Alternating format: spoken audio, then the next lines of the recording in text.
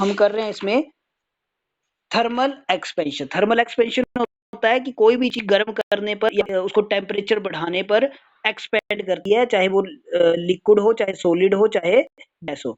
तो हमने पहला किया लीनियर एक्सपेंशन। लीनियर एक्सपेंशन में हमने चेक किया कि अगर कोई रोड है जिसकी लेंथ एल है, एल नोट है, और उसको हीट किया गया, उसको गर्म किया गया, इंक्रीज किया गया उसका टेम्परेचर, तो टेम्परेचर इंक्रीज करने के बाद या उसकी हीट करने बाद उसकी जो लेंथ है वो कितनी होगी, L note plus delta L, that is L. तो वो कितना उसमें चेंज, टेम्परेचर में कितना चेंज है, alpha is equal to delta L upon L naught 1 upon delta T, ये हमने कर लिया। लेंथ कितनी बड़ी रोड की वो भी हमने यहाँ पे देख ली, L is equal to L naught 1 plus alpha delta T, ठीक है। अब हम करेंगे दूसरा एरिया एक्सपेंशन। एरिया एक्सपेंशन में क्या होगा कि मान लीजिए पहले आपके पास कोई इतना सा लोहे का टुकड़ा है, ठीक है, जिसको आप चादर की तरह मान लो, ठीक है, इतनी सी चादर है, उसको आपने क्या किया, उसको हीट किया, हीट करने के बाद जो मैंने ये डॉटेड बनाया हुआ, इतनी उसकी लेंथ बढ़ गई, कितनी लेंथ बढ़ गई, डेल्टा एल, ठीक है। तो इतनी लेंथ, उसकी लेंथ नहीं बोल सकते, अब इसका एरिया बोलेंगे, पर हर तरफ से लेंथ बढ़ेगी तो अपने आप एरिया बन जाएगा, क्योंकि लेंथ इंटू ब्रेथ क्या होता है, एरिया। इस तरफ से लेंथ भी बढ़ी, ब्रेथ भी बढ़ी, तो लेंथ इंटू ब्रेथ कितना हो गया, एरिया, तो उसका एरिया इतना बढ़ गया। तो हम क्या लिखेंगे, when a solid is heated it's area increases. जब हम किसी सॉलिड को इंक्रीज करते हैं तो उसका एरिया इंक्रीज होता है, then the thermal expansion is called area expansion. तो उसको या तो सुपरफिशियल या फिर एरिया एक्सपेंशन कहा जाता है।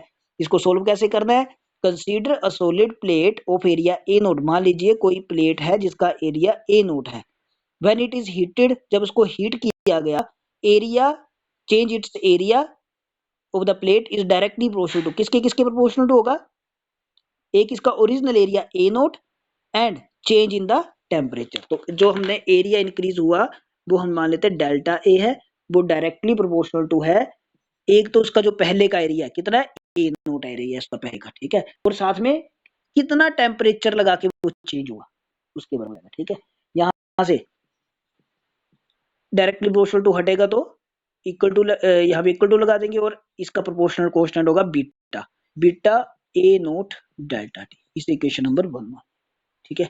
यहाँ से बीटा की वैल्यू निकालनी है, तो beta is equal to delta A पहले का इस तरफ है, delta A upon A naught 1 upon delta T, ठीक है, equation number 2, which is the beta is called coefficient of area expansion.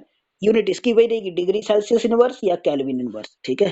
तो यूनिट जैसे अल्फा थी वैसे इसकी रहेगी क्या, degree Celsius inverse and kelvin inverse. अब एरिया बढ़ा कितना, जैसे हमने लेंथ का देखा था ना कि लेंथ कितनी बढ़ी, तो एरिया ऑफ सॉलिड प्लेट कितना हो जाएगा, पहले ए नोट था, अब कितना हो जाएगा, ठीक है, area of solid after heating, कितना एरिया हो जाएगा, delta A is equal to A minus A naught. पहले इसका एरिया ए नोट था, अब कितना हो गया, ए, कितना इंक्रीज आया, ए माइनस ए नोट, कितना, डेल्टा ए। तो delta is equal to A minus A naught, तो डेल्टा ए की वैल्यू आपको इक्वेशन 1 में पता है, ठीक है, फ्रॉम इक्वेशन 1। तो डेल्टा ए की वैल्यू आप पुट कर देंगे तो कितना हो जाएगा, A minus A naught is equal to beta A naught delta T. यहां से किसकी वैल्यू निकालनी, ए की, तो A is equal to A naught इस तरफ जाएगा, ए नोट कॉमन भी आ जाएगा, 1 प्लस बीटा डेल्टा टी। तो यह आपके पास एरिया एक्सपेंशन आ जाएगा कि इसका कितना एरिया बढ़ेगा, कितना एरिया बढ़ेगा, तो इसको बोलेंगे एरिया एक्सपेंशन, ठीक है भाई। ये समझ में आ गया होगा आपको, क्योंकि बिल्कुल लेंथ की तरह जैसा हमने पहले किया, बिल्कुल वही टॉपिक दोबारा से। अब यहाँ पे एल की जगह हम क्या यूज कर रहे हैं, ए यूज कर रहे हैं बस, ठीक है, क्लियर है बात।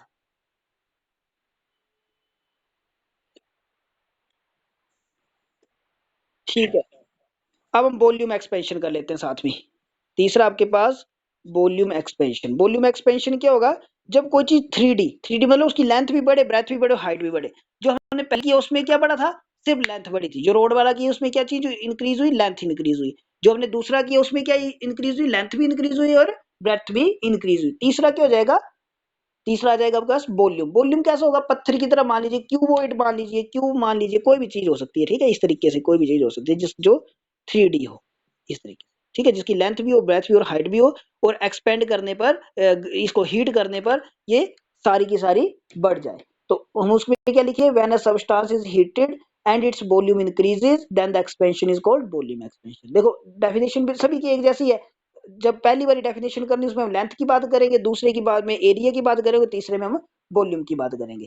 तो जब हम इसको करेंगे आगे सोल्व करेंगे तो बिल्कुल इसी की तरह आ जाएगा। डेल्टा बी, जैसे ये delta is equal to A directly proportional to A naught delta T था, तो उसमें कितना वॉल्यूम इंक्रीज हो जाएगा, delta B is directly proportional to B naught delta T. Directly proportional to हटा देंगे तो delta B is equal to, इसकी जगह लग जाएगा gamma, gamma B naught delta T. ये याद रखना है। लेंथ के लिए जो कोफिशिएंट है, कांस्टेंट ऑफ कोफिशिएंट है, वो क्या है, क्या है, लेंथ के लिए क्या था कोफिशिएंट,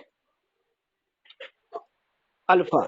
और एरिया के लिए बीटा, और वॉल्यूम के लिए गामा।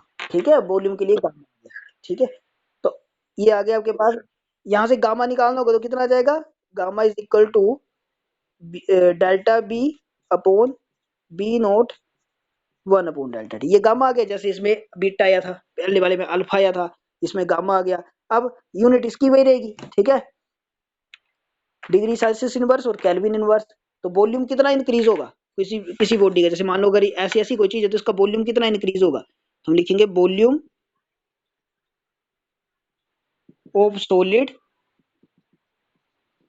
इंक्रीज। कितना वॉल्यूम होगा आफ्टर हीटिंग, कितना वॉल्यूम इंक्रीज करेगा ये, तो हम delta B is equal to V minus V naught. ठीक है, तो फिर से हम वही करेंगे, इक्वेशन वन मान लेंगे इस वाली को, तो इक्वेशन वन की वैल्यू को यहाँ पे पुट कर देंगे, तो क्या बन गया, V minus V naught is equal to gamma V naught delta T. यहाँ से v की वैल्यू, तो v नोट दूसरी तो चला जाएगा, कॉमन भी आ जाएगा, 1 प्लस गामा डेल्टा, तो इतना वॉल्यूम एक्सपेंशन आ जाएगा। ठीक है, तो ये तीन हो गया आपके पास। हाँ जी, अब मेरे को आप बताओ, पता लगा ये तीनों।